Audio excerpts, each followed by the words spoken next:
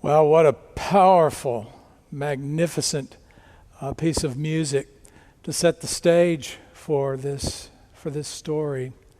We've heard it in different ways this morning. It's the story of Elijah. And it's one of those stories in Scripture that, I think we can really place ourselves in it. We can really identify. After all, Elijah seemed to have so much going for him. I mean, he's the stormy prophet. That's his nickname. He has kind of a stormy, strong personality. He gets things done, and he has some success. He goes and he confronts Ahab and Jezebel, the king and queen, with their unfaithfulness to God. And then he sets up a big contest with the prophets of Baal. This other God, this God that many people have started to worship, and he wins that contest, or God wins that contest. But that's not the end of that story, because Jezebel vows that she will kill him. And so he flees for his life. He runs for his life and finds himself in the wilderness, both literally in the wilderness and figuratively in the wilderness, in that dry place in his life, a sort of spiritual dryness. He finds himself exhausted. And he's had some success. He's had some failure. He's exhausted. He's had a lot of activity. And really, Elijah is just burned out. And he wants nothing more than to sleep. In fact, he says to God earlier in the chapter that he really wants to die. Lord, just take my life, because I'm no better than my ancestors. But he gets up and he makes his way to the mountain of God, to Mount Horeb or Mount Sinai. This is the mountain of God in the wilderness. This is where God appeared to Moses. This is where God handed the law to the people. And I imagine that Elijah's thinking, if I can meet God anywhere, if I can experience the presence of God anywhere, it's at the mountain of God. And so he goes to that place and he crawls into a cave. Have you ever been in that sort of place where you just want to crawl into a hole? You just want to crawl into a cave, just curl up, maybe hoping that you will have some sort of experience that will energize you or give you direction or change your life in some way. Well, that's where Elijah was.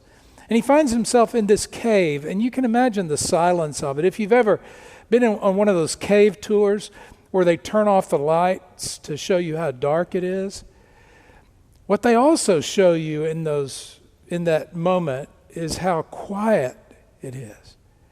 There's an almost deafening quiet when the lights go off and everyone gets still. So you can imagine that sort of profound silence that he experiences. He's yearning for this experience of God, and suddenly there is a wind. And it's such a strong wind that it breaks in pieces the rocks. And he thinks, surely God is in the wind. After all, when God appears, often it's accompanied by a powerful wind. After all, in Hebrew, the word ruach means wind. It means breath. It also means spirit. And so God is surely in the wind, but God was not in the wind.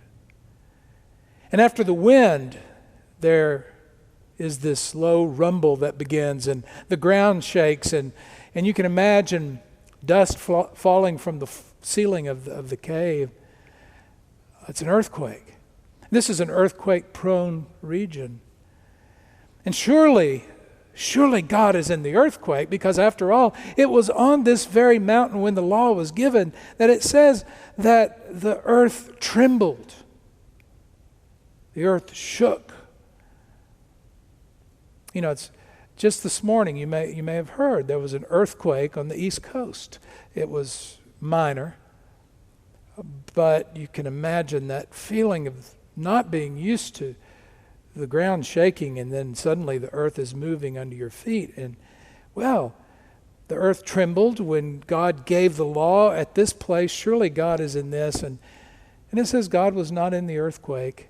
And after the earthquake, there came a fire. Surely God's in the fire. After all, God spoke to Moses out of a burning bush. And it says that when God handed the law down on this mountain, there was smoke. So surely God's in the fire. But the Lord was not in the fire, it says. And after the fire, Elijah had this experience that is hard really to capture in words. In fact, it's hard to translate. You can read a number of translations. You'll have different ways that these translation committees have chosen to translate the Hebrew. The traditional one is the one we heard in Mendelssohn's Elijah a moment ago, the still small voice. After the fire, there came a still small voice. But the Common English Bible that we heard read a moment ago says something else. It says there was a sound, thin, quiet. Some other translations have it like this. Listen to some of the possibilities. A sound of sheer silence. There came a gentle whisper. A sound of gentle stillness. A quiet, subdued voice. There was a gentle breeze. There was a soft whisper. Hardly a sound. There was the soft whisper of a voice. A gentle and quiet whisper, a sound of a gentle blowing. There was a quiet, gentle sound. There was nothing but the sound of a calm breeze. I mean, just listen to all the possibilities for trying to describe that experience that Elijah had. But one thing that's clear is it was an experience in the silence. The silence that came after all these magnificent displays of the power of nature. It's then that he experienced the presence of God. It's then that he discerned that he was not alone. It's then that he heard the question that he undoubtedly had been asking himself over and over again as he sat in that cave. What are you doing here, Elijah? What are you doing here? And he begins to pour out his heart to God. He begins to pray, Lord, I'm the only one left that's faithful. All the others have been destroyed or they've turned away to other gods. I alone am left. And now they want to take my life too. He really expresses what we feel when we're in that place, doesn't he? I'm the only one experiencing this. No one is experiencing what I'm experiencing. No one feels what I feel. I'm all alone in this. I'm the only one who cares. You ever had that experience? Asking the question, where is God in all of this? Not in the places I would expect, in the earthquake or the wind or the fire. But then there's this profound silence, which is another way it's translated sometimes. It's in that stillness that Elijah discerns that he's not alone, that there are others, and that God is present with him. And it's in that silence, in that stillness, that he hears the call to go and to serve the people, to go and to care for the people, to go and to follow the calling that God has given him for his life. And he gets up and he goes. it strikes me that we have a need for silence. I think one of the things that we learn from Elijah, who is burned out, who is exhausted, who has been dealing with very difficult circumstances. He's been going at it constantly, and he's had certainly relational conflicts, and Elijah has had success, and then that's followed by failure, and he's just burned out. And he experiences the presence of God in the silence. Now, even in the time of pandemic that we're living in right now, when we might be quarantined, we might be at home most of the time, we minimize our contacts. You would think that silence is something that we'd have plenty of, but not necessarily. I think for many of us, we fill that silence with things like the news, for goodness sake, or music, or entertainment of some kind. Even going for a walk or going for a run, people will put on the headphones to have some kind of stimulation instead of silence. And we do that. C.S. Lewis, the British writer, said that when we wake up in the morning, our desires, our wishes, our plans come at us like a pack of wild animals. And he said our first task of the day is to push them back and to make space for silence, to hear the other voice that would speak to us, the larger voice that would speak to us about what's most important in that day. I wonder, do we expect that God would speak to us today? Do we expect to have an experience of God? I wonder if we might think that that's only for Old Testament times. Yeah, you read that in the Hebrew Scriptures, or the Apostle Paul in the New Testament, maybe, but not for us. Or we think that if we do have an experience of God, it'll be like the earthquake, the wind, and the fire. It'll be Cecil B. DeMille, cinematic, huge experience. When it's in the stillness and the silence that we most experience, I think, and are able to discern the message that God would have for us today, in any given time in our lives. The message of God's love and grace for us, the message of God's presence with us, the message that no matter what happens, we're not alone, the message of God, the call of God on our lives, calling us to be God's people in the world in a certain way. Mother Teresa, now Saint Teresa, said that God is a friend of silence, and she used the image of the silence of a flower growing, or the silence of the moon and the sun and the stars making their way through the sky. And she pointed out that it is in silence that we are prepared for action. It's in silence that we're prepared to do what God calls us to do.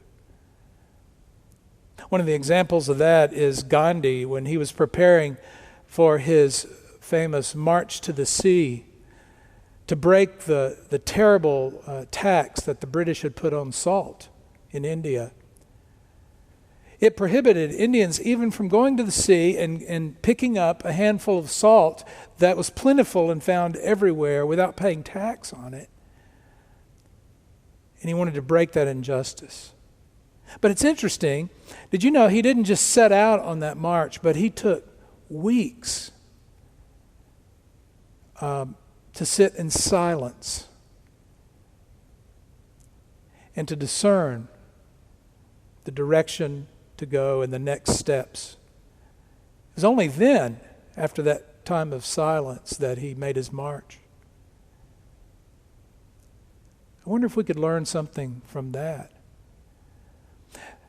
to find space in our lives for silence where we can sit and, as Brother Lawrence said, practice the presence of God. Or as the psalmist in Psalm 46 said, be still and know that I am God. It's my hope for you and for me that we will find silence and that we will use that silence to discern the good news of our faith, that we're not alone, whatever's going on, and the call of God on our lives.